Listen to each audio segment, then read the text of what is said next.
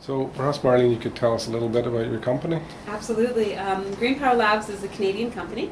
We were established in Nova Scotia, 2003. This is our home.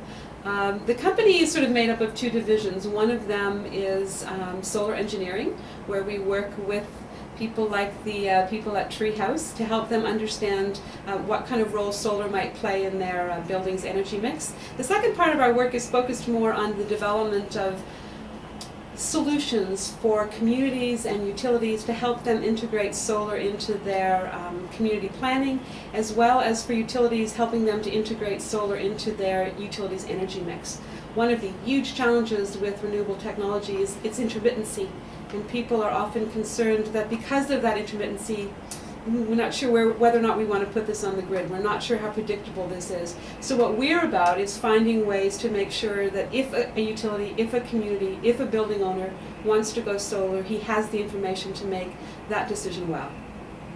Okay, thanks. So you did a solar analysis for us. Maybe you could tell us a little bit about that. Absolutely, I'd be happy to. We did, as you mentioned, a solar analysis for the TREEhouse, and the original request was help us to understand what role passive solar might play in our building. Help us to understand the impact of the sun coming through the windows, the building's orientation, for example, all of those kinds of factors, how they would help us maintain or control our energy consumption. So the analysis we first started with was looking at what impact does passive solar have on the building. Then we went on to look at the role that energy had in the entire building, helping, we hope, TREEhouse to understand what could we do to manage our consumption more effectively, what could we reduce, what could we change, what could our priorities be in terms of becoming first more efficient, then what could be our priorities in terms of conserving energy, and then finally, what could our impact be if we started to generate energy on the roofs and walls of our building. Thanks. So who would consider having a solar assessment or a solar analysis?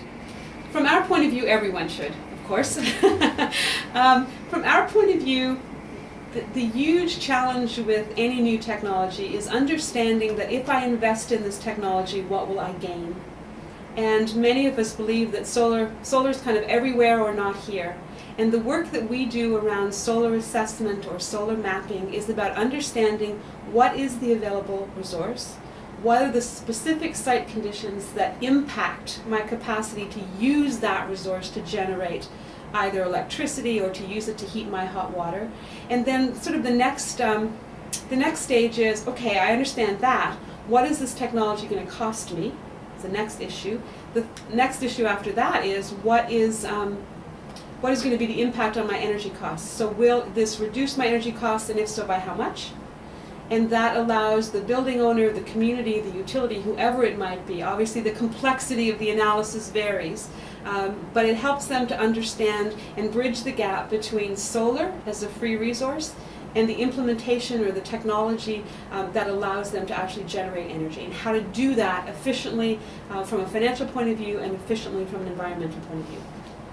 Thanks. So it sounds like quite an important part in the solar analysis process, or the decision to install solar.